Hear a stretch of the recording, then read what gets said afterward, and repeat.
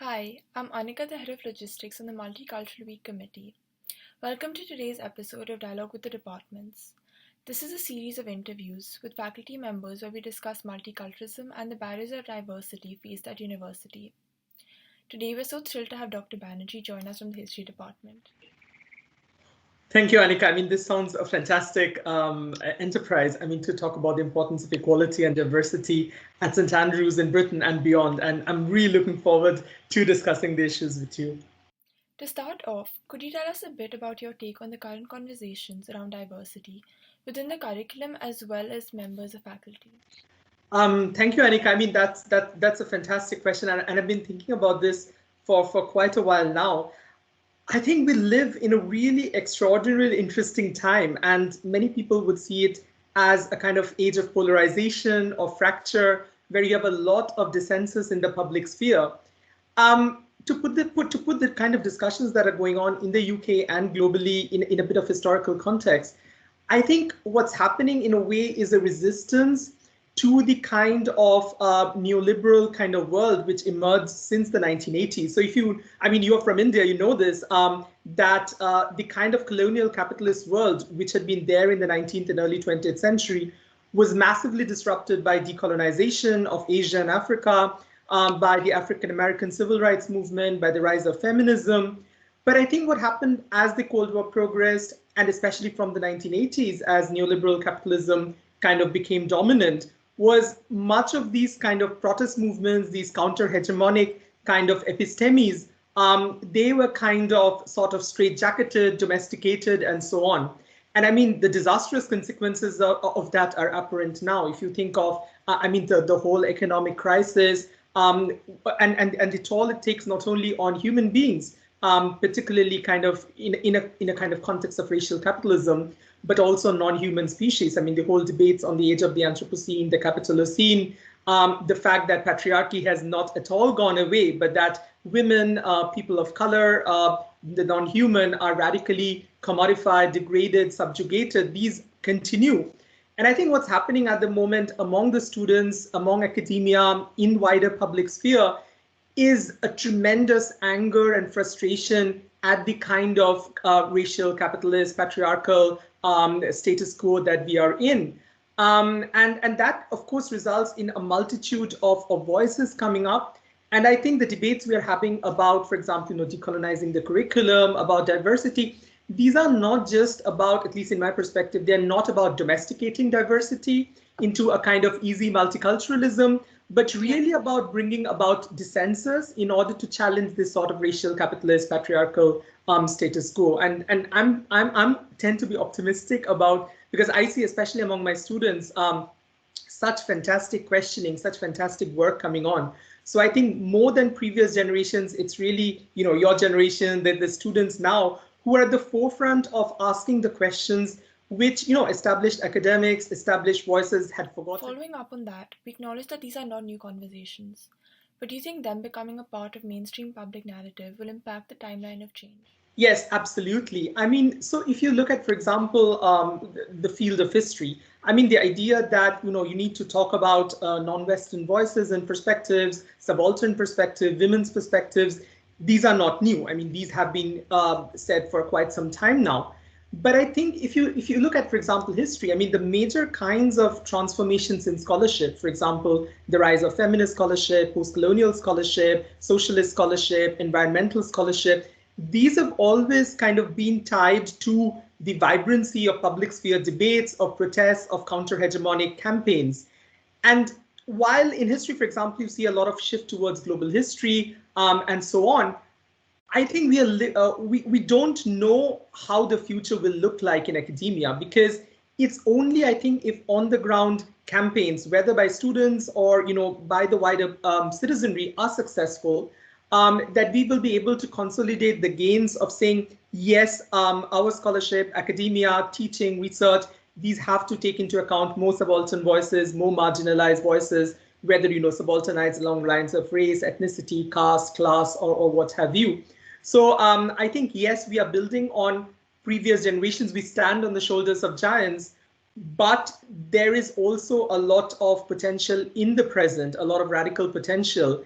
And it's really what will happen outside the academy, what will happen outside the confines of the classroom, which will in a way determine whether the kind of globalist, kind of global history, whatever kind of imaginaries that we are seeing in the academy will actually consolidate and actually democratize scholarship, or whether it will just be a passing fad.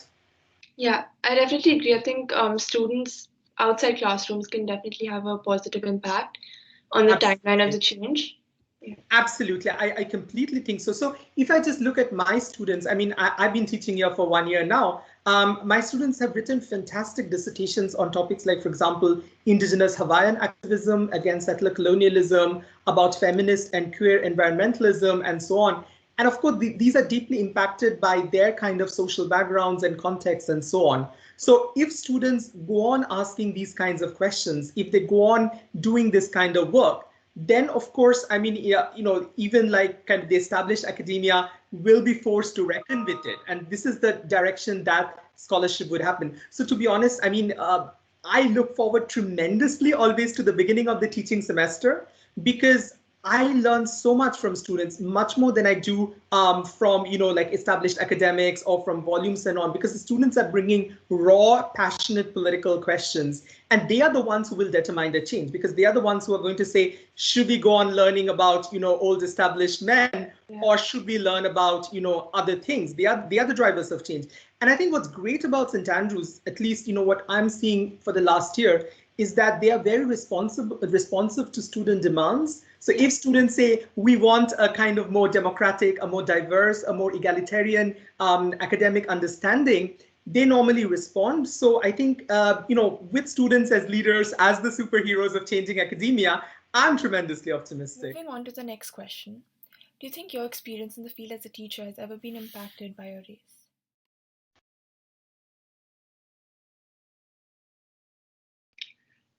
So our third question is, do you think your experience in the field as a teacher has ever been impacted by your race?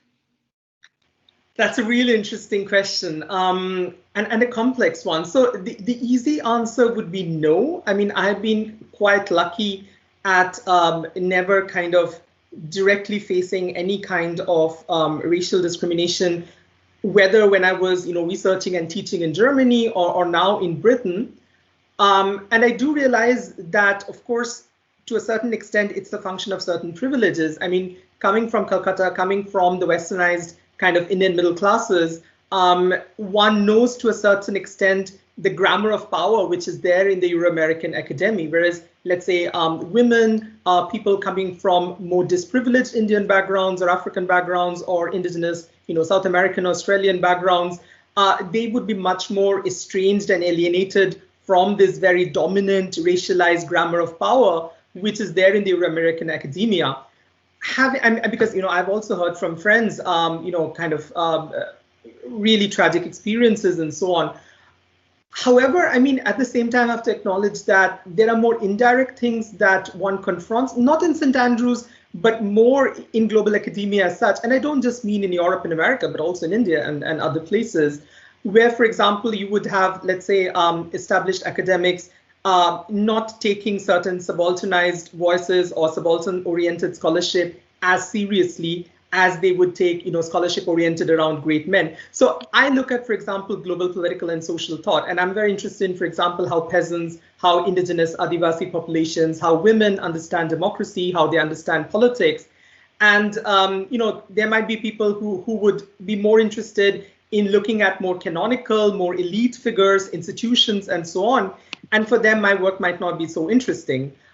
So which is basically to say that I do think, while I have not personally ever faced any kind of racial discrimination, the fact that academia, like, well, every part of the world, operates according to entrenched elite hierarchies, whether they be race in the West or, let's say, caste and class in India or whatever, is something that needs acknowledgement. It's something that definitely affects our scholarship. It affects the confidence of students, because especially students who are more interested in working on marginalized voices have to be given that extra encouragement from us teachers to say what you are doing is serious. It's as important as studying great men history, if not far more important. And you are the kind of drivers of emancipating academia. And these are things that we all face. I mean, I'm sure you have faced that as well. And things where we need to form broader solidarities. And going back to your first question about the kind of extraordinary times that we are living in now, I think this is an age when we are seeing so many solidarities happening, right? Between, let's say, Black Lives Matter, feminist solidarities, the kind of environmentalist consciousness about the Anthropocene or the Capitalocene. And if we are able to form these solidarities, people who are marginalized by these kind of elite formations of power, we might be able to drive more change than we are seeing, and far speedier than what we are seeing at the moment. But again, going back to my personal question, I am hopeful, because at least in St. Andrews, among the students as well as among my colleagues, both senior and junior, I have been privileged to have had a lot of warmth and friendship, where people have been extraordinarily supportive to me and said, what you do is important. Bringing in these subaltern voices into research and teaching is important. So I've been very enthused by that. So yeah, I'm hoping for the best. Yeah, it's great that you've had such good experience with being a professor here. And but what advice would you give a student, for instance, who might be facing racial discrimination, maybe in his tutorial groups? It might not be as direct, but just subtly. Absolutely. I mean, absolutely. I think these issues should be taken extremely seriously. They should not be ignored, because often what happens as a result of racial discrimination or gender discrimination, class discrimination, is it erodes, it causes long-term damage, it erodes the confidence of students. And I've seen that from my friends, friends who have left academia because they felt discriminated because of gender or race and so on. So I think they should take up the issues at multiple levels. They should take it up with the university. They should take it up with their instructors. They should form solidarities amongst themselves as well as with instructors who are empathetic towards them, and try to see how they can channelize the kind of subalternization they have faced into making things change, rather than accepting the fact that things can never change, because we have to have the hope that things can change. And we need multiple registers of sort of counter-hegemonic resistance against these very entrenched structures of power. Our next question is, what kind of steps have you taken to adapt your teaching practices to cater to students of varying backgrounds and beliefs? Thanks, Annika. That's another thing which I've been thinking a lot about, because St. Andrews really has, as you obviously know, a really great diversity of students. And whether I'm doing, so I'm the director of this MLitt program in global social and political thought, and we get students from all over the world. And the same is true, of course, for our undergraduate students. And it's just amazing because I learned so much from them. So, and I thought a lot about it, that we have students with very different perspectives, very different social perspectives, ideological perspectives, values. What do we do? And in a way, to be honest, even though people say St. Andrews is a bubble, I think to some extent it is a microcosm of the world, in the sense that the sheer amount of difference you have, so social, ideological, political, of course, mirrors the tremendous dissensus we have in our contemporary world. We don't live in a homogeneous world where everyone agrees with everyone, right? And so what I thought a lot about it, and I definitely adapted my teaching techniques. So while I always do have one core component of lecturing in class, most of my class, the bulk of my class, more than 3/4 of my class is really devoted to what I would call the dialectical method. Now, if you look at, let's say the European tradition, right, from the time of Socrates, Plato, and so on, debating, question and answer, this has been central to the European philosophical tradition. But also in India, if you think of the Upanishads, where you also have women debaters as well, like Gargi Vachaknavi and others, right through the times of Buddha, right up to the 19th and 20th century, with figures like Rabindranath Tagore, Gandhi, and so on. Debate has been the essence of how academia or just thinking flourishes. So what I do basically is that I always give importance to student presentations and student dialectics. So students present, they are the heroes of the class, they debate with each other. Of course, I give my kind of comments to them, but it's in a way they are the leaders of the class. And what I've seen is that we do often have real substantive ideological political differences in class, but my experience at least is, if you allow the students the full freedom, they develop a warmth and friendship amongst themselves. And even if there are massive differences in their opinions, they will still try to form a kind of synthesis which can accommodate that difference, and in very emancipatory ways, not in conservative ways. And to me, I think I see this as a kind of experiment in how society should deal with difference, not by just compartmentalizing difference and say, you have your opinion and I have your opinion, and we are never going to speak to each other, but in terms of forming friendships through which people can change and they can transform, and everyone's concerns about emancipation, about freedom, about being autonomous are channelized into meaningful synthesis, so that you have a thesis, you have an antithesis, and you have a higher synthesis. So basically, just to shortly say, to respond to your question, what do?